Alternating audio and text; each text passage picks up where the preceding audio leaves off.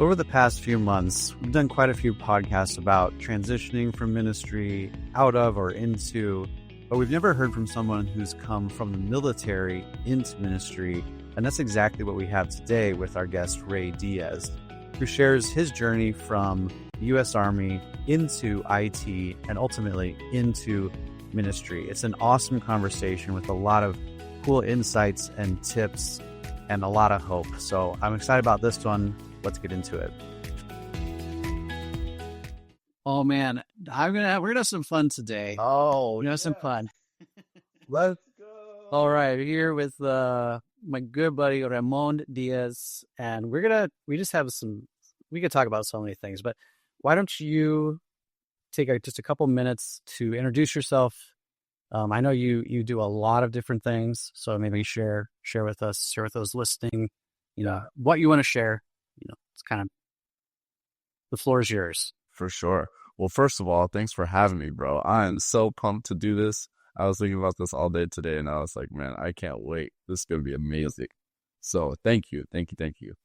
Yeah, my name is Ray Diaz. I get to work as a middle school director that is a 5th and 6th grade teacher. So I get to teach the 10 through 12-year-old range. That's what I get to teach on Sundays at our church. And I also happen to run a little side business called New City Technologies that has a vision of restoring technology as it is in the kingdom. So, I get to do a little bit of IT and some ministry and blend those two worlds together. Man, I'm so happy. Yes. Hey, what's like your favorite thing about the age group, the middle school age group that you serve? Oh, I think my favorite thing is probably their conversations. They keep it so fun and light. I find myself being more introspective, if you will. So I'm always like big thoughts and thinking, but when I'm with them, like I just get to have fun. Like we have foosball and ping pong, and like there's a chalkboard, and they go nuts on the chalkboard, and it's like those little things just keep their energy fun, which makes me have a really good time. That's a great, they're just very pure. Is that fair to say? Yeah. Like real honest. It's so funny because some of them will come in and they'll have their like fidgets ready. So they'll come in with fidget spinners, or they'll come in with a Rubik's Cube, and you could just see the personalities in the fidgets that they bring. Some people just bring books. Some kids bring coloring books. Like it just ranges, and it helps them to focus actually, which is actually kind of cool. Mm-hmm. That's so funny because even the concept of like a fidget, quote unquote, like a quote unquote fidget, would have been a foreign thing. Even recently, like that's a more recent kind of technology. Can you call it that? Yeah. And some of them, they even go to the extent of like making stuff with like a 3D printer. Like I had a wonderful, she's been serving with us, and so she's one of our leaders in the room now. But she makes like these 3D printed objects for these kids, but they're like fidgets, so they can like spin and twirl and like twist and to each other, and like you untie them, and it's a whole thing. And like shout out Heather, she has been amazing, especially for kids that need it. That's super cool. Yeah, it's been awesome. It just really takes everybody, doesn't it? Dude, it really does. And when you talk about 3D printing, bro, like I would have never in a million years thought to make a fidget toy with a 3D printer. How like genius is that? Yeah. It blows my mind. Yeah. And it's cool that, the Heathers of the world get their opportunity to serve in this specific, beautiful way in this ministry. Like that's so cool. So cool. Yeah. They're a great group. I really love doing what I have to do. Well, hey, I kind of have a feeling that junior hires are like a different species. So I applaud your commitments, but so we're titling today, the working title idea is from the military into ministry.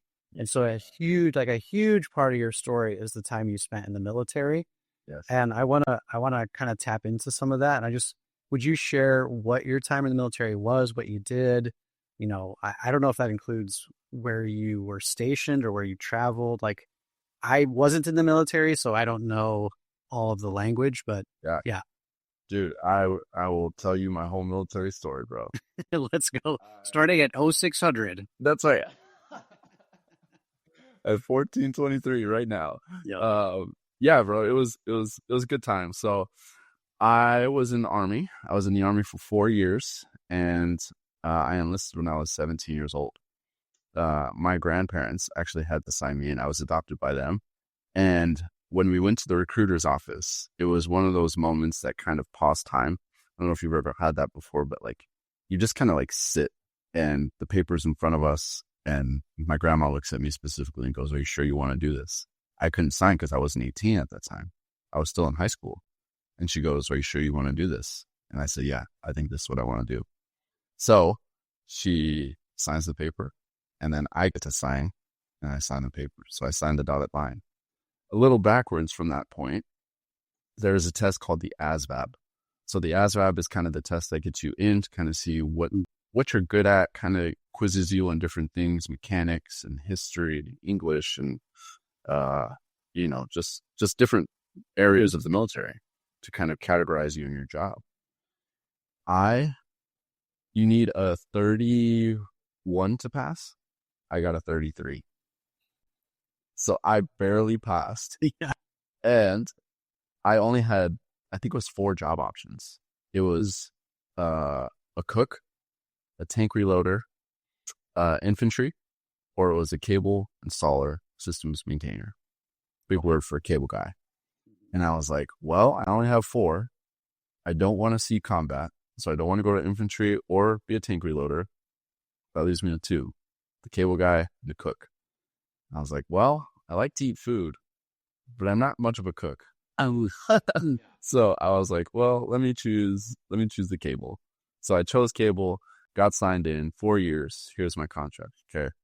So I get in, I graduate in May of 2016. Okay. This is I was living in a town called Ontario, California. Okay. So I graduate from Ontario High School in 2016. In May, I leave for the military in August of 2016. My birthday is August 5th. So it was like I graduate, I have a couple months to kind of chill and like get things together. My birthday happens and I'm gone. I leave August 21st. So it was like just so quick. So I get into military. My boot camp was in Fort Benning, Georgia. It now has a new name. I forget the name of it, but it was the hardest boot camp you can go to. It was all male. And to put it lightly, it was hell. Like it was top 5 hardest things I've ever done in my life. Like from rucking with 80 pounds on your back for 10 miles straight with 30, 40 other guys, to being in the gas chamber. That was the part that I was the most afraid of, to being in the gas chamber, having to remove the mask and be just in the chamber was horrible. Wow. Climbing through and rappelling off a 120-foot wall. There was just things that like I would have never done, sleeping in a literal hole that I made with a shovel. Like, wow, we would call it our foxhole, for 3 days, as we were in the quote unquote field is what they called it. And so all of that was happening and I wasn't a believer at this time. Like I was just kind of going through the motions, if you will, And so I was in the military for 4 years. After boot camp, then I went to my first base, which was Fort Riley, Kansas. Many people know in the military that Fort Riley, Kansas is one of the places you do not want to be. Unfortunately, Fort Riley has one of the highest suicide rates. It has one of the highest depression rates. It is in the middle of Kansas where there is nothing. Where there is Is that part of what makes it so difficult, you think? Oh, yeah, for sure. I mean, there's a small little city called Manhattan. It's maybe about an hour or 2 away from Kansas City. So it's really an event if you want to leave the base, And by the end of the week, you don't really want to do anything. You just kind of like want to sit at home and relax until Monday comes around again, So it's cold. Kansas. For me, Kansas was not it. Coming from a city and being in Kansas, that was just not it for me. So stayed in Kansas. As soon as I got to Kansas, I was deployed. We call it rotations. So I was in a rotation into South Korea. So I was in South Korea for 6 months, which was a really cool experience. I'd never been overseas before. So that was kind of the first interaction that I had with overseas travel, which was really awesome. So South Korea, stayed there 6 months. After Korea, I came back to Kansas. So Kansas is kind of my pivot point. Came back to Kansas, stayed there for a year. And then again, I was gone for 9 months. And then I went to Latvia, Bulgaria, the Czech Republic, Poland, and Germany for 9 months. And I was predominantly in Poland, but we had bases kind of all throughout those cities or countries, I should say. So a lot of travel. That feels like a lot packed into 4 years. Oh my honestly. God. It was like that 1 year between Korea and Kansas, or Korea and those Europe, I should say. It was like hectic because you're really not stopping, right? Like you get back from Korea, then you're unloading and trying to get everything in order. And then once you get quote unquote everything in order, you're getting ready to go to Europe. And so it was like, there was never really a rest period there. You know, it was just kind of like you're doing it. Yeah. So you're going through the motions of getting ready to go. And then, get back to Kansas after Europe. And then at that point, I was like, I'm good. Like the military was fun, but I think there's more to this. By that time, I had been discipled in Europe. That was kind of my primary discipleship, where I was like actually under a pastor, actually getting some biblical training and some understanding, going to church every week. And that was like where I started to hear God a little bit. And then once I got back, it was like, okay, like I really feel like the Lord is calling me somewhere else. And up in Arizona.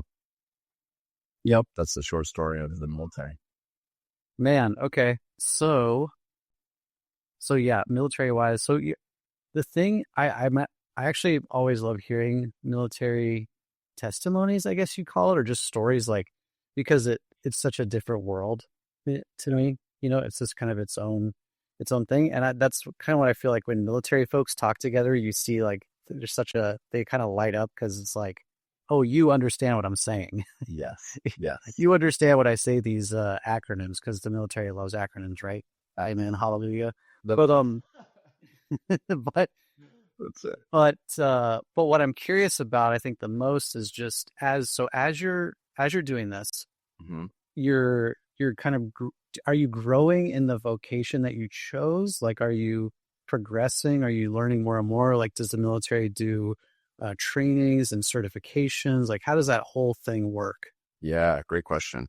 So after basic training, to bring back to the forefront, we talked about like the cable installer. So that was my job I enlisted for.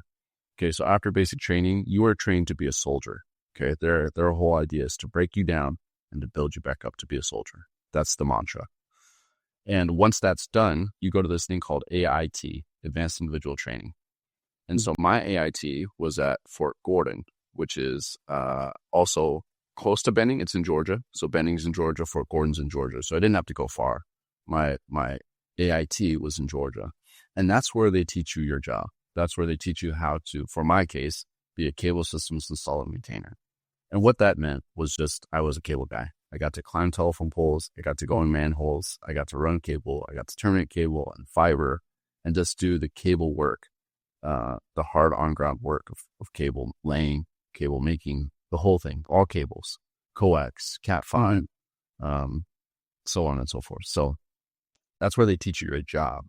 Once you're done with your job or your AIT, that's when you go. They say, okay, you've passed your job. You're now adequate enough to do your job. Now go do your job for the big army is what they call it, the big army. And that's when you go to your base. So that was Fort Riley, Kansas for me. Got it. Okay, that makes more sense. So then at that point, you're now maybe 6 to 9 months in, and you're now doing this job for the next 3 years-ish. Yep. In Korea and then over in Poland. Yep. So while you're doing this job, did you, when you were in high school, did you have any inkling that like, oh, I kind of like computers and cables and tech? Like, was that a thing? I would have conversations with my sister and tell her I would never be a computer nerd. That You called it, you call it a computer nerd? I did. I was like, no, I'm not going to be a computer guy. I remember briefly having a computer growing up, but it was like very bare bones. We didn't have Wi-Fi. It was just a computer with pinball, and we would play pinball or Minesweeper. You know, it was kind of like that setup. So I was never into computers. I felt like the military was the path for me. And so I was like, okay, like I'm going to make this decision, but I really don't know what I'm stepping into. My thought was, well, they're going to teach me my job, so I'll be good. Sure. You know, I don't have to know anything about it because they're going to teach it to me. And lo and behold, that was the case. I find myself to be more of a natural, curious person. So when I got into cable, I started asking just plain questions. Why are we laying this cable? What is this cable for? How are we using this cable? And in that process, I was taken under of somebody's wing, and they kind of showed me the process of like, well, we lay this cable because it actually, like, you're communicating with people, and this cable is the byproduct of that communication, or the communication is the byproduct of this cable.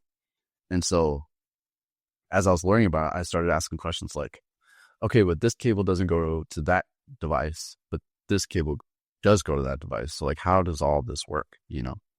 And so I got to get more curious, and I started to learn about computers. That's when I got into hardware a little bit. I started to see, kind of take things apart, really look at them and see like, what's going on in there? Like, what is RAM? What does that do? What is the like, we all know we have a battery in our computer, but like, how does it actually work? You know?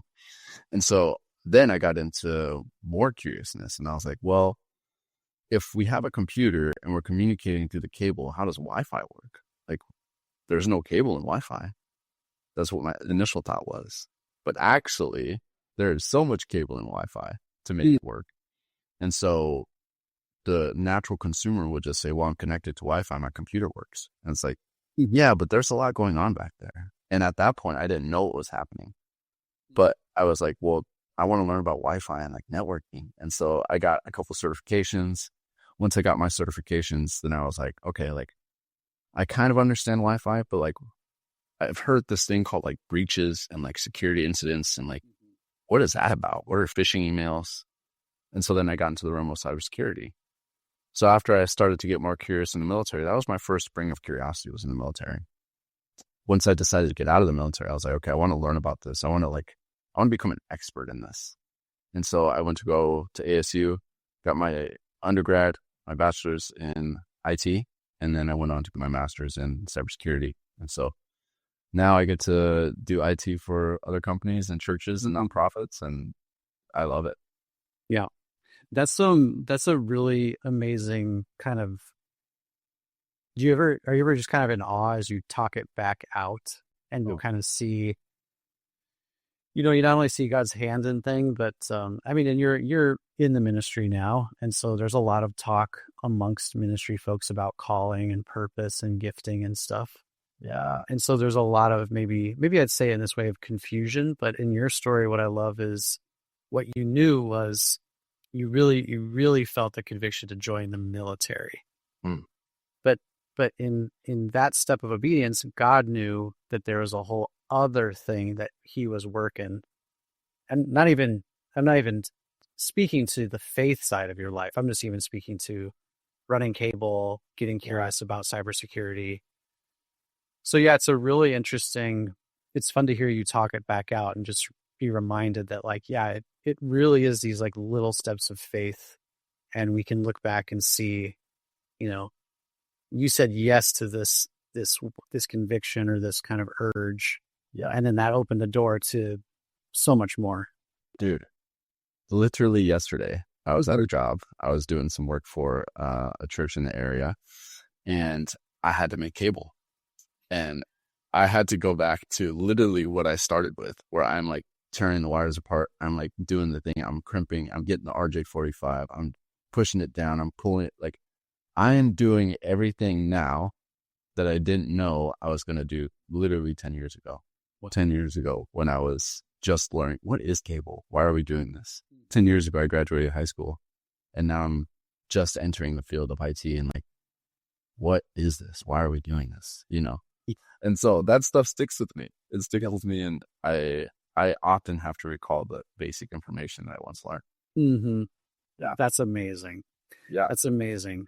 What's so the military training, so you again in your story you felt like, okay, my time in the military is done, I'm going to move on. You kind of move on, you get into college, ASU. At what point are you starting to at what point are you getting more involved in ministry, and then what did kind of that movement look like for you? Yeah, great question. I would say I first had my uh God moment, if you will, when I entered the military. So part of that story is when I first entered the military, I wasn't sure about faith. My aunt is the only other Christian in my family. And so she was the first one to expose my sister and I to Christianity and faith. And so she took us to church. I would say I had interaction with Jesus at that church. And it was specifically the song Come to the Altar. And when it says like, have you come to the end of yourself and do you thirst for a drink from the well? Jesus is calling. And that was the first interaction that I was like, oh, I feel something that's not me. Yeah. Like this is supernatural. And so they did altar calls. I went up to the altar. I kind of did the thing. But shortly after that, I would say it was kind of gone. Like they would call me on my phone and I would just kind of be like, get off my phone, stop talking to me and hang up, and just kind of leave them on the wayside. It was never a thing for me until I got into the military. And then when I got into the military, in basic training, they had this thing, this Bible challenge. The chaplain came to talk to all of us in our platoon, and I was the platoon leader for most of basic training. I don't know why. I didn't ask for it. We were categorized by number. So I was roster number 158. We didn't have a name. We didn't have anything. The only thing we could wear on our uniform was U.S. Army. And that's kind of their idea of like, your identity is now a soldier. You're right. Again, they're breaking you down to build you back up. So we couldn't wear, all uniforms have U.S. Army and your last name. You couldn't wear your last name. That was no problem. That wasn't a thing. So I was named the platoon leader. I was now leading a group of 40-ish men for most of basic training. And at that time, the chaplain had came out at the very beginning when I was named platoon leader, and he started talking about this Bible challenge. And he was like, we have this Bible challenge. If you do it, you get rank. So you get promoted, you get more responsibility, and more rank and more responsibility equate to more money. And so to me, I was like, well, yeah, let's do it. I want more cash, So I signed up for this Bible challenge. I don't know if anybody else did it now that I'm recalling. I think I might have been the only one, maybe one or two other people in different companies or platoons. So I do this Bible challenge, and all it is like you read a piece of scripture and then you write about it, and then that's it. But you do it for the whole basic training. Okay. So basic training is about 12 weeks. And so you're doing this Bible challenge. I'm doing this Bible challenge. And then one of the things that was kind of a safe haven for me was church, basic training. And only because I knew there were no drill sergeants there. I knew that if I went to church on Sunday, they couldn't tell me no, and I could listen to music. And I was like, okay, I'm going to church.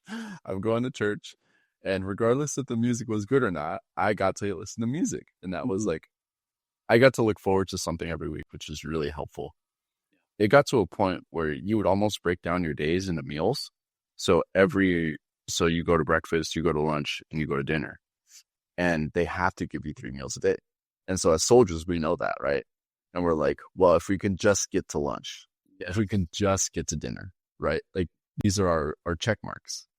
And so as I was doing this Bible challenge, it was like, okay, I'm doing the Bible challenge. I'm going to church every Sunday. I get away from the drill sergeants, and I'm good. I can listen to music, and I get to just restart the week again. I could do this for 12 weeks. Yep.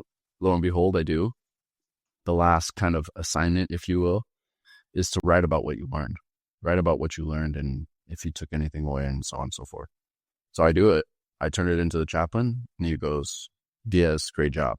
Like, we said you would get something, so you do. I got promoted. I got more responsibility. I got money, and it was great. Wow. So I get out of it. That seems impossible.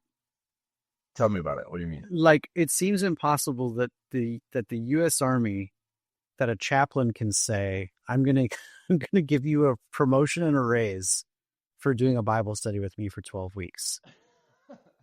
Right?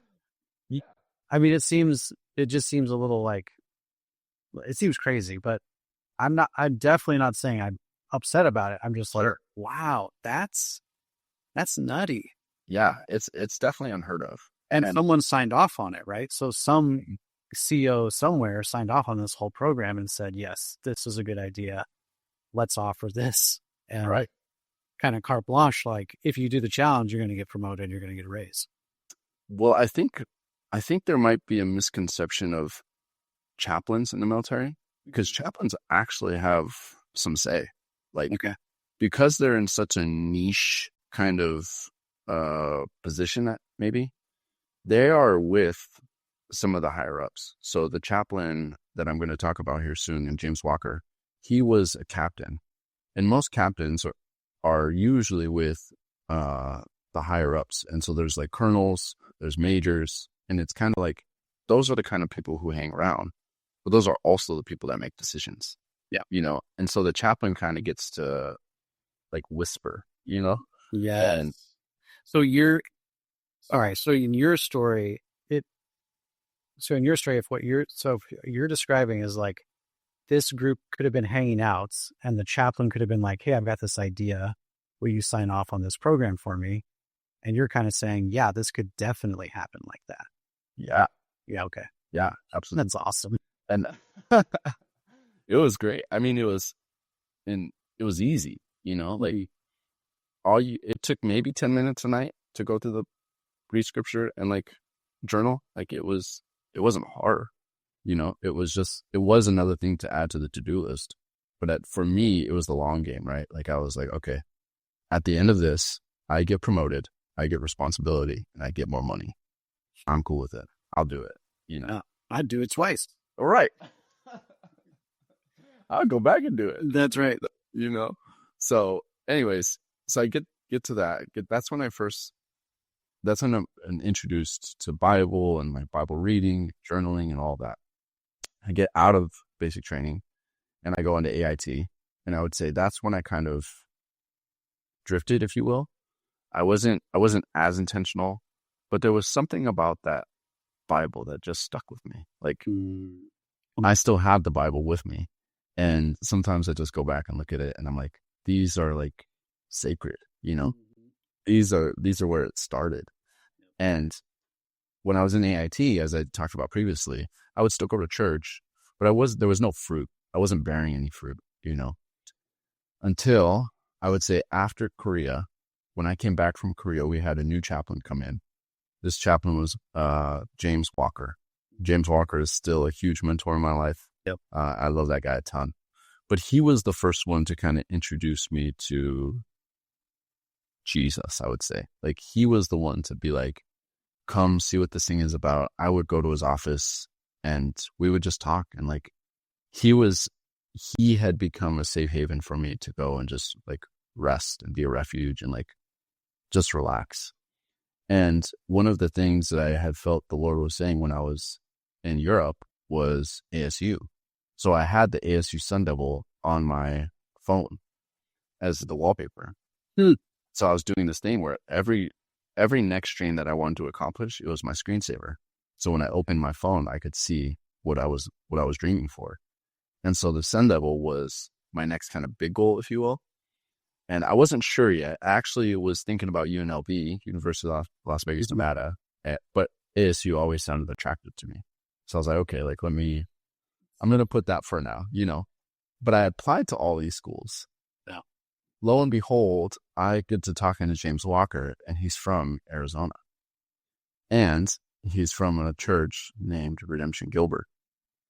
And he was a kids director, and he was a pastor there. And so I start to talk to him, and we get to talking. We get to play together in Europe. I would say in Europe was when we got pretty close. That's when he started to disciple me. He started to I would go in his office and he would tell me about like what he's teaching this Sunday. And we would just have gospel conversation, you know? And as that continued to happen, like he would either correct me if I was doing something wrong or if I wasn't living in a way that I ought to be, or he would encourage me in that same way, And so I knew I could always go to him for advice or like just help, quite frankly. He was the chaplain. And so that was also kind of the little army trick was like most soldiers know if you talk to the chaplain, they're not going to tell you anything because he's doing his job. The chaplain is doing his job. So his job is not to give you orders. His job is to literally like be a pastor, be a chaplain, listen, offer advice. Yeah.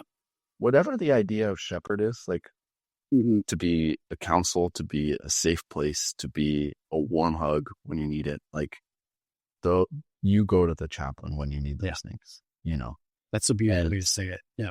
Yeah, it was that. And so I was there often. I was going through just like missing my family and like being away from people and like the friends that I left. Like I would often just like need to talk to him about life, and it was hard. It was hard to be away from all of them from that time, missing holidays and so on and so forth. And so he was a place that I could go to just have conversation with. And I was really, really appreciative of that. And so as that was happening, we get back from Europe. And that's when it was like, okay, what are you thinking about? What are you feeling? And I was like, well, I still feel like it's really up to 4 places, I think. It's like UNLV, ASU. I was thinking about Colorado and I was thinking about going back home to Cali. And I was like, well, I don't really know. Like, I'm not sure. And I don't know if James Walker remembers this, but he just kind of said like, Ray, those are all great choices, but I can help you if you go to ASU. Can't help if you go to the other places. Like I have a community waiting for you if you go to ASU. And I was like, okay, like let me think about that. Let me pray about it, so on and so forth. And so there was kind of 3 instances that happened that was like ASU is the telling place that I think I should go. So I get out of the military and I get into my apartment. I got approved for the apartment, which is a whole nother God story. And one of the first people I meet was by the name of Shannon Butler. And James Walker had put me and Shannon in a group text and was like, Ray, take Shannon to ice cream. He loves McDonald's ice cream.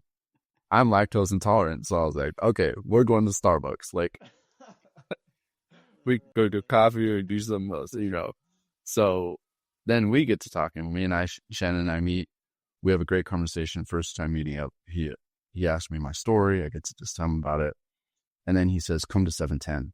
710 was our young adults ministry at Redemption Gilbert, which is our church now. And 710 is this idea, comes from Revelation 710, where it says every nation, tribe, tongue, and people worshiping one true God. That was the idea and vision behind 710, but it was for young adults. And so he was the pastor of 710 at the time. And he said, come to 710, like just come. If you don't like it, that's fine. It was very unassuming. It was very inviting. And I was like, I like this guy. Like, he's a likable guy. Oh, so easy, like he's great.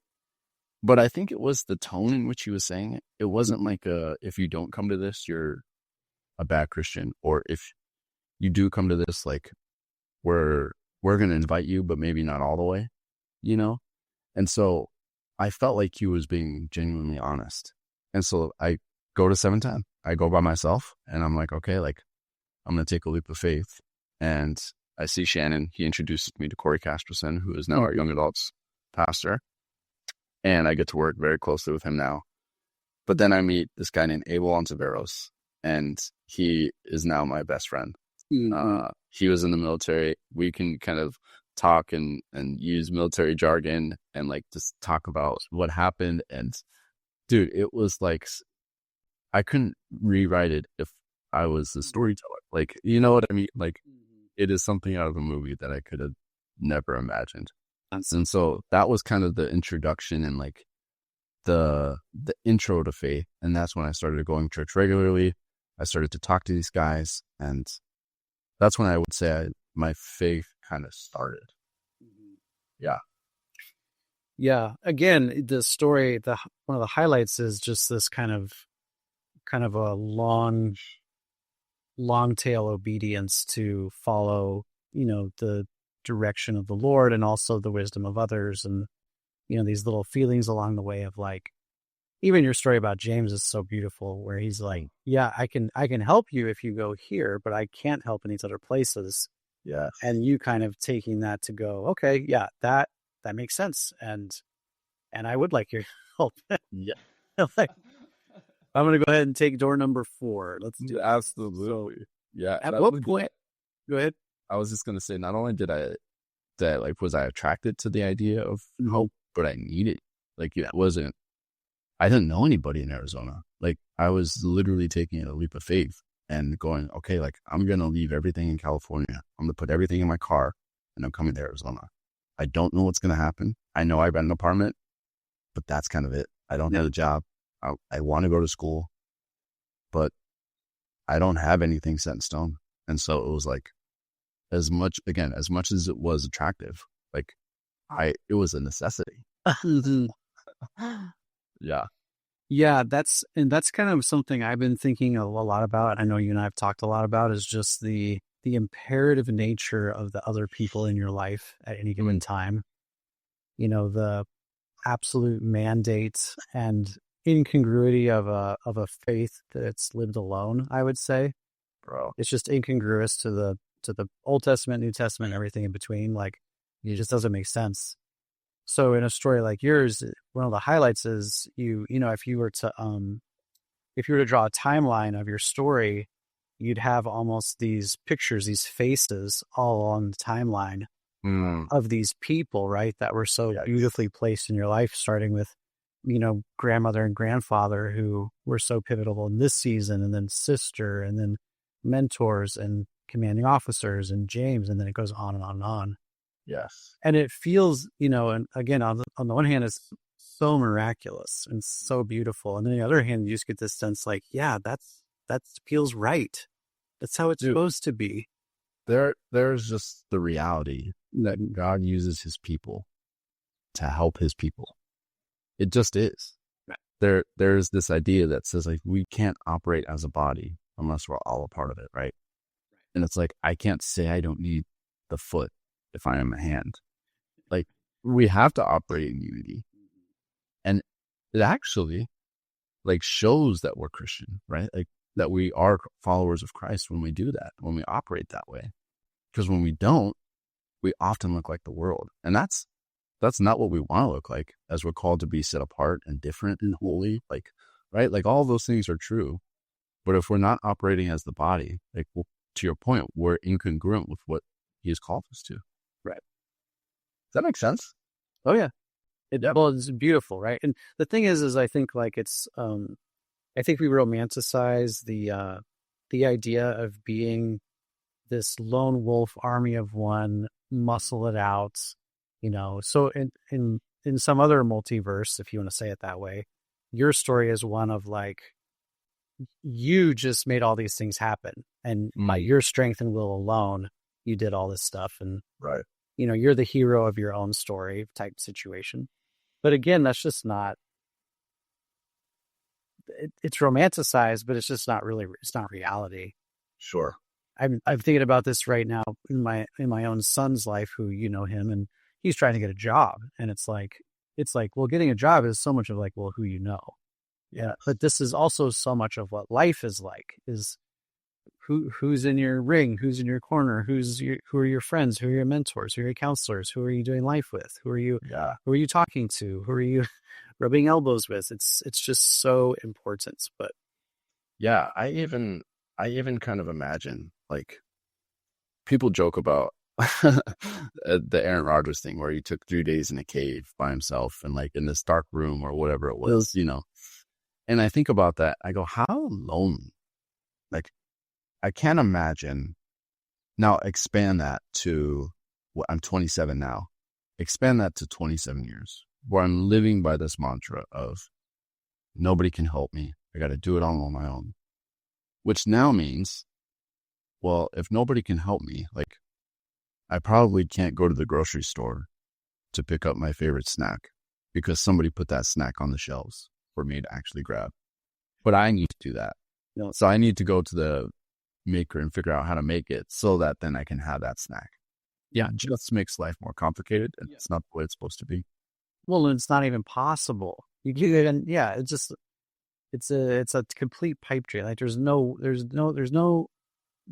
version of any of this where you can even think you can do it without other people doing what they do. So anyway, Yes. yeah, I love that part of your story, and I love that idea that if you were to timeline this thing out, you'd just have all these beautiful faces of these people and these moments and these highlights, and I don't know, that's really cool. But Yeah. I'm curious, as you tell the story, I'm curious at what point did you start to feel that little twist of like, ooh, am I going to be doing ministry? Like, am I going to, what am I doing here? And maybe I like ministry, and maybe I like serving others. Maybe like, what's going on here with me? Yeah. Do you remember how that kind of played out? I would say that was a long process and still processing. Thank you for your honesty, Ray. That's right. I would say that it started when I started to get discipled, and like shortly after being a part of Redemption, I was asked to be put on staff as this thing called LDP, which is our leadership development program. And it was a group of diverse people that would come to the table from all different walks of life. And we would talk about scripture in the Bible.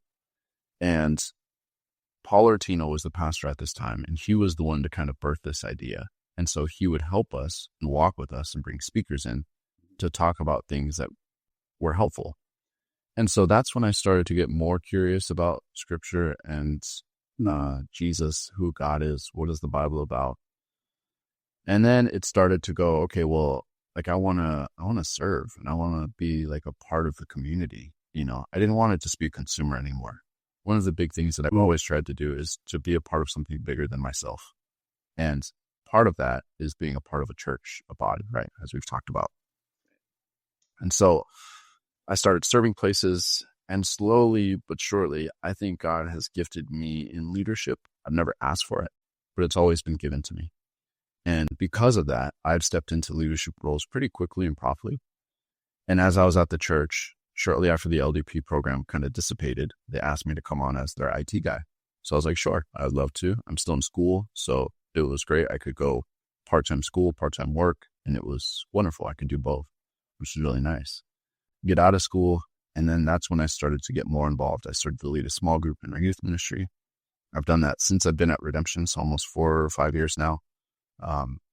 And so as I was doing that, I started to get closer to these guys, and mostly juniors and senior guys is what I got to lead with. And I had a season where you and I led together, and that was one of the most like fun, encouraging seasons that we had together, that I learned so much from you, and also get close to these boys and see how they operated and what was going on in their lives. And part of me just started to feel like people need people. We're talking about this idea, and it keeps coming up, but like we just need each other, right? And so I would hear these stories of heartache that these young men are going through. And coming from a hard place myself, like that was something that I always empathized with. And I wanted to just be a listening ear. Similar to what James Walker was for me, I wanted to now be that for somebody else, And then that's when I started to realize, well, what is a shepherd, right? And then we went through this book called Psalm 23, The Life of the Good Shepherd or something like that. And so that's when I started to realize, like, this is what a pastor does. Like, he shepherds his flock. He cares for his people. And I was like, well, that sounds amazing. Like, I want to be like that. Well, more so than having the title. I just want to live like that. I want to shepherd people. I want to care for people. I want to love people well.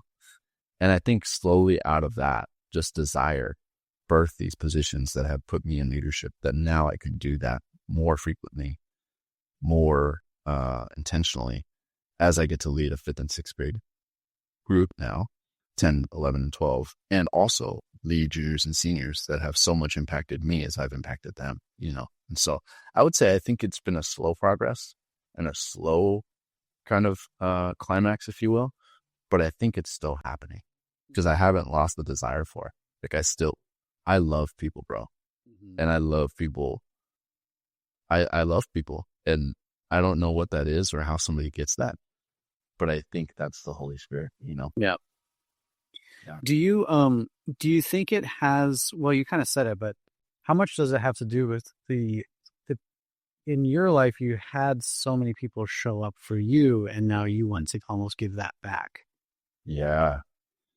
Yeah. I think a lot. Yeah. Again, like when it became a necessity and I couldn't do things on my own, like I knew I needed other people, that's when it became more real for me, where it was like, why, who am I to try to do this life on my own? Like, we're not made for that. We're not called to that. And now being able to be a person that has the position for that, right? Like I get to be a small group leader. Now I pray and I hope that my boys know that they can come to me if they ever needed anything, you know? But I think that came with the position where it was like, okay, now you have the position of small group leader. You've been titled and tasked as a leader. Now people know to come to you. And so naturally, sometimes that happens. But unless you kind of have that position, there is kind of like an unsure of, am I allowed to go to this person? Should I go to this person? Will they judge me? Will they talk about me? Will they, so on and so forth, right? Like the rest just happens. And I think looking back and going, okay, these were the people that were in my life. Some of them had a position like the chaplain, right? Like James Walker was the chaplain. Yeah. And I knew I could go to the chaplain because that was kind of the Army secret. You go to the chaplain to get away from work or to not get yelled at or to have a warm hug, you know? So I think it kind of came with both kind of the title as I look back and I go, okay, like those people were deemed a safe place, but also as you go to those people, you start to build a relationship with them naturally, you know? And so then it just became a natural occurrence. Yeah. Yeah. Wow. Yeah. I love it so much. What, so you're working with, oh, I know this about you, but in your work with these high school boys, yeah, what are you getting pumped up when you see the faith of these young men? Like what do you wish people knew that maybe they don't know about the faith that's moving in these young men right now? Oh, dude, I love that question. I would say he who started a good work is faithful to finish. And I just see these guys, it's junior and senior boys. So they're graduating right out of high school. They're unsure about what's going to happen or where they're going to go or what their job is going to be. They're trying to figure out life now. And I just can't tell you how many times I just look at them and I go, dude, like God's you, bro. Like, I just quote that scripture, right? Like he who is faithful to start is faithful to finish, my friend. Like it just is. Like he is a God that's going to provide. He's a generous God, and he's going to give you, like, he's going to help you. That's not to say you're not going to struggle, but also like he has a plan for you, bro. So you don't have to worry about that or stress that.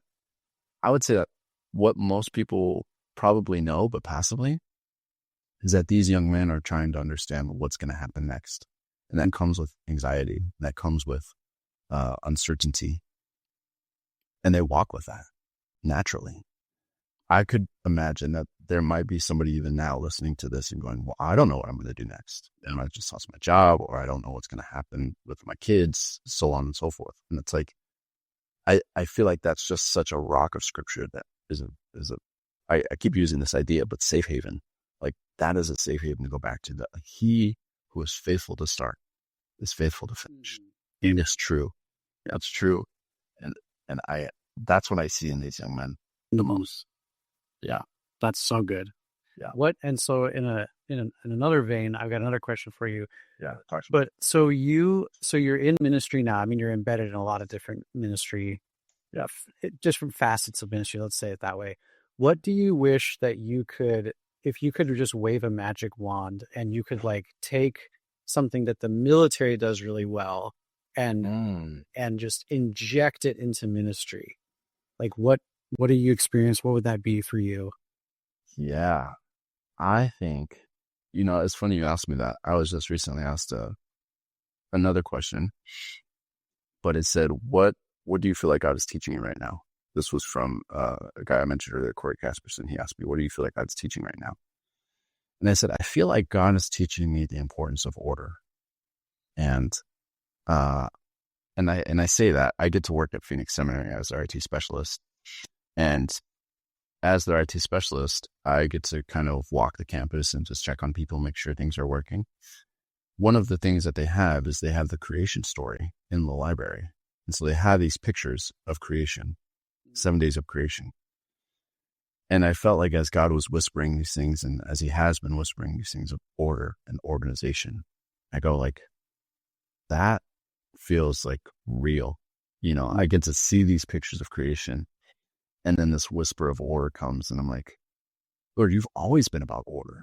Like, you care about order and organization and structure, and like, yep, those things are important to you, And so I think if I could inject something, I think it would be that, like, structure and organization matter, because when we have it, we love better. We love more. We love more. We love better. We love more healthy.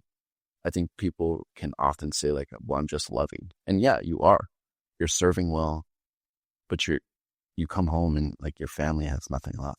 They don't get the other 60% that you gave to your community and to your flock, And I think order and organization, I would say structure, if you will, is kind of the whispers that I feel like I'm getting right now.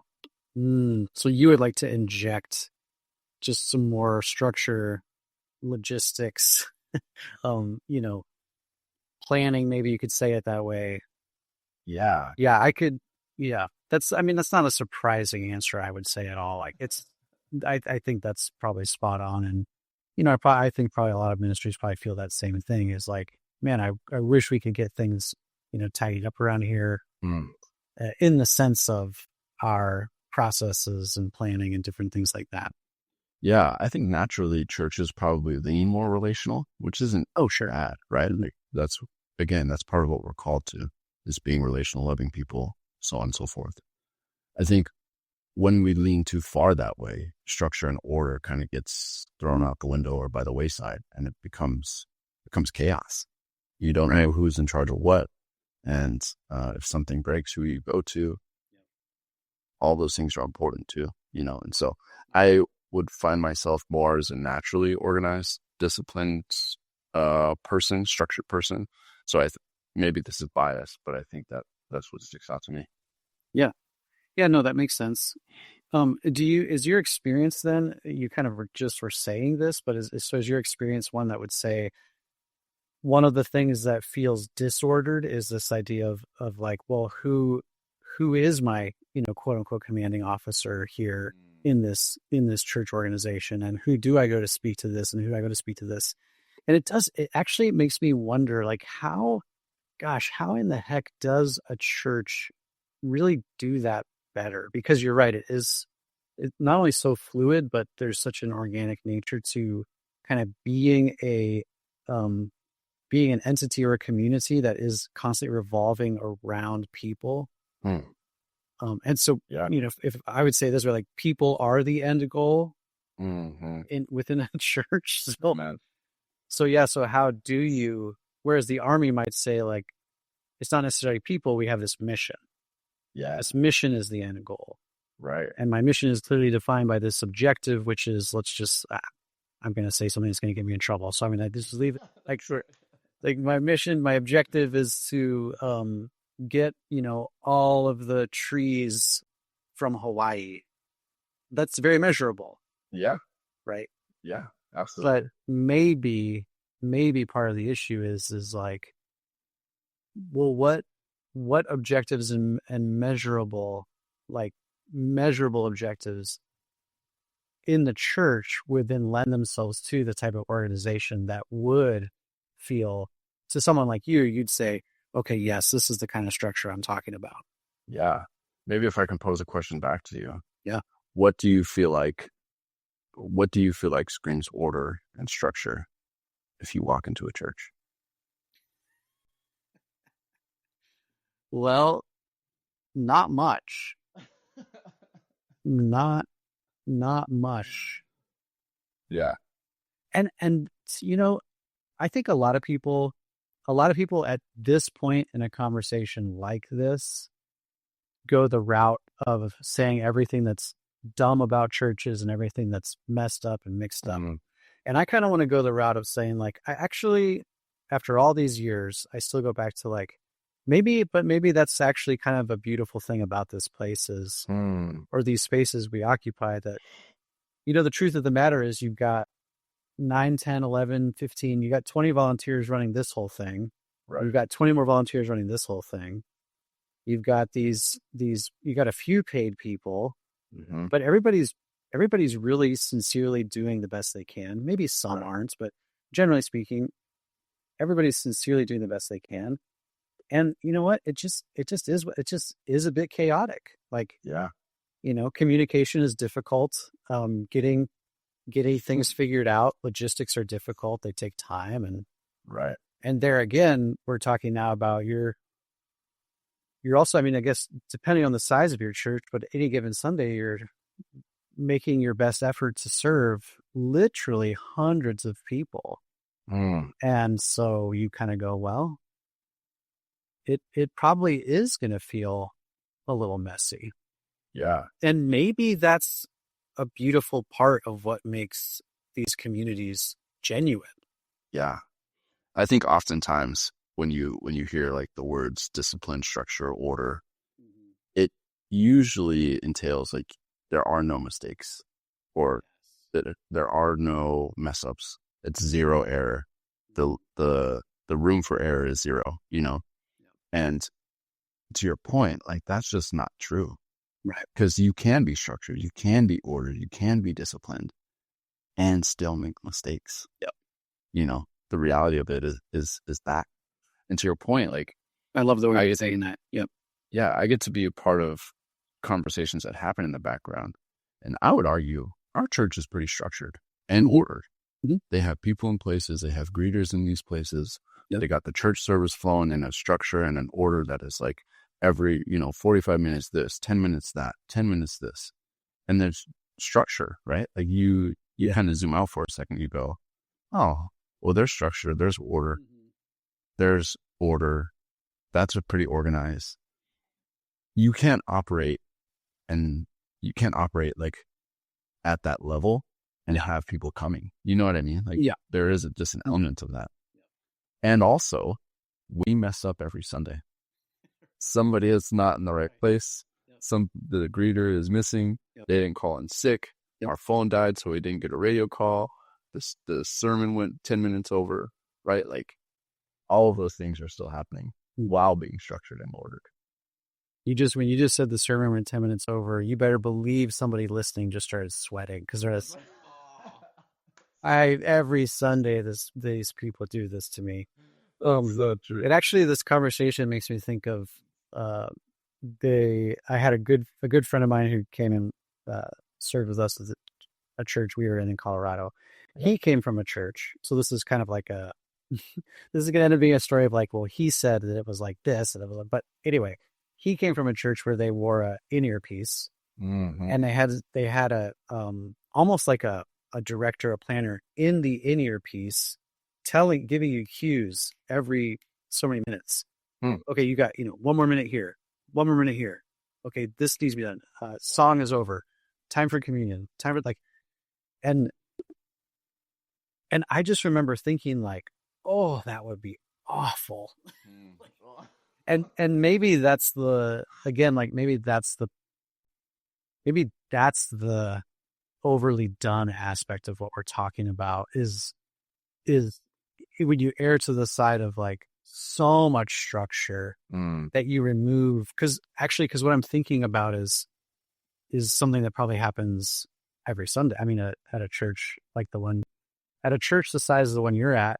Sure. Here's something that happens every Sunday is someone shows up and starts talking to one of those volunteers, and they need to talk. Amen. Like something's going on in their life that they need to talk to someone and they need prayer. Yeah. Well, we would all agree all day, every day that we would want that volunteer to take whatever time they probably needed with that person. Yeah. To care for them, to love them, to pray with them. Yes. But then in doing so, that then causes a ripple, right? And so now the whole thing is, but we would all say, no, this is the most important thing going on here right now. Yeah. You just made somebody shout in their car, Matt, you understand. You get it. That's right. You get it. And it's true. I am with you 100% because I've often been that volunteer where I get to sit and have these conversations with somebody who's going through a real heartache. And I go, I am so blessed to have a conversation with somebody like that, while also going, hey, I'm really sorry. Like, I was just having a conversation as I report to the leader who's in charge of this thing. Like, I was just having a conversation. I'm really sorry I was late. Is everything okay? And can I tell you how many times everything has been okay? Wait, is it a 10 out of 10 times? 10 out of 10. Is it 100 out of 100? It just helps put things into perspective, that sometimes the most important thing is not actually the most important thing. Yeah. Yep. You know? Yep. I love what we're talking about. I could talk about this kind of thing every day, 5-6 days a week for the rest of my life. Like, it's just so. Yeah. Should we put it on our calendar? Yeah. Let's put some structure behind this. Let's go. I'm ready. Ready. The thing is like, we didn't even, what we're going to have to talk about in the future is, I would really love for you to come back and to, I would love for you to delineate, almost like a podcast, but a more instructional podcast of like, here's 5-10 things any church can do with their IT. Does that stand for information technology? Okay, full. So here's 5-10 things any church could do with their electronics, their computers, their IT, their networks, their routers, the whole thing. Here's 5-10 things you could do that would be more efficient, cost effective, but also safer. Here's things you could do to make your network safer. Here's things you do to protect yourself. Because we didn't even we're not going to be able to get into, like, you've now experienced a couple of breaches of security. I have. And so now you can speak somewhat authoritatively on, like, okay, here's 3 things I would have done differently. Here's 5 ways I would have wanted to be better prepared for this or whatever. So yeah, dude, I can't wait to tell a story about how there's a security breach 2 days before my wedding day. Oh, I remember it well. Oh, and I had to be on call for all of it. It was a whole thing. Yeah. And I'm going to leave a cliffhanger there so that they can. Let's do it. Let's leave a cliffhanger. Dude, I'm so thankful for this, bro. I'm really grateful that you had me on. And dude, even to our point, right? Like, we had our idea for structure and organized, planned out. And we go, dude, let's just talk about relationships. Like, come on. Look at how he works, bro. Yeah, he does work. He does work. Yeah, you could. I appreciate you so much. And one thing, because I think it, if the military type person is still listening, I do want to hit this point. I want to ask you before we go, please, really quickly. But what about the person who's considering getting into the military? Like, is there? I mean, I've seen you coach many young men in this specific arena, but what are just a few things that you kind of encourage people about as they're considering a jump into the military? Like, again, as a believer now, is there anything you would have done differently? Like, how do you encourage people through that process? Yeah, great question. To your point, I have been able to have a couple friends come to me and ask me about military things in the past and figure out, like, what do they want to do? And I usually start off with the why. What's your why behind what you're doing? Because I think the often answer I get is, well, I want more discipline, or I want more structure. I want to be known for something, right? And I would say the military is helpful for that, but it doesn't answer that question for you. And I think there's oftentimes an underlying message, and I was victim to this as well, so I could speak to it. But I wanted to be a part of something bigger than myself. As I said earlier, I like to be a part of something bigger than myself so that I can zoom out and see what's going on big picture, right? So the military was that for me. Some people are going, well, the military is going to solve my discipline issue. Well, it can, but it doesn't mean it will. And so often I have to ask the question, the hard question, why do you want to join the military? Yeah. And usually I follow up with, asked, well, if the military wasn't an option, what would you do? Where would you go? And that kind of embeds another feeling or emotion of being seen or wanted or part of a team. And I go, those things are real, and I can acknowledge those things. You don't necessarily need the military for that. Now, if you're coming from a stance of, well, my dad's been in the military, my grandfather's been in we're a military family, you want to carry on tradition, right? That's amazing. Like, go for it if that's right. If that's kind of what you want to do. But again, I think I have to, those are the two main questions I ask. Why do you want to do this? And if the military wasn't an option, what would you do? Those two questions are the telltales for me. That's really helpful. I hope, maybe we'll just even clip this little section. Hey, say it. Are you considering the military? Are you, as a believer, clipped? Yeah. Think about these two things. Dude, that's awesome. Yep, that's a good one. Well, brother, I appreciate you so much. I do hope to have you back on, and I do hope, as you continue to grow in IT and ministry, that, you'll continue that your timeline will just continue to be littered with just these beautiful faces and memories of all the people along the way. It's really cool. So thank you for sharing that testimony and your time today. Absolutely, bro. I'm so thankful. You have been a mentor to me, and I'm so thankful for you. You've got to officiate my wedding. You've got to mentor me. You've got to do a bunch of things with me and for me, bro, and I could never repay you for any of it. I just want to say thanks, and I'm really grateful to be Love you, dude. Here with we'll you. Talk soon. Love you. See you. Thanks for listening. If you've enjoyed this episode, don't forget to subscribe, leave a review, and share it with another pastor or ministry leader who you think might benefit from this conversation. And if you're looking for more tools and resources to help you preach and lead with confidence, be sure to check out sermoncentral.com/podcast. Sermon Central is the largest online resource hub for pastors and ministry leaders. From illustrations to outlines to media, you'll find everything you need to preach and lead effectively. So check out sermoncentral.com/podcast, where you'll even find a special podcast listener discount on our membership pricing. Check it out and stay tuned for our next episode.